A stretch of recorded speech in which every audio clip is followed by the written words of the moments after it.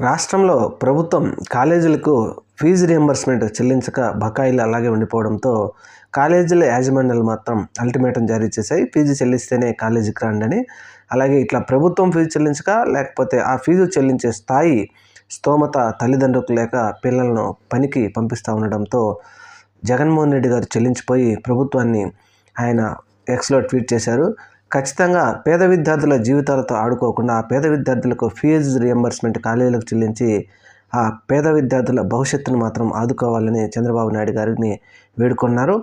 ఎట్టి పరిస్థితుల్లో వారి జీవితాలను మాత్రం నాశనం చేయొద్దు. ఒంగోలు జిల్లా పంగులూరు గ్రామంలో విద్యార్థులు ఫీజు రియంబర్స్మెంట్ కట్టమని కాలేజీలు యాజమాన్యాలు అల్టిమేటం జారీ చేయడంతో ఆ పేద తల్లిదండ్రులు ఫీజు కట్టలేక పిల్లలని పనికి పంపిస్తూ ఉండడంతో దీని మీద జగన్మోహన్ రెడ్డి గారు ఎక్స్లో స్పందిస్తూ ముఖ్యమంత్రి గారిని కోరారు.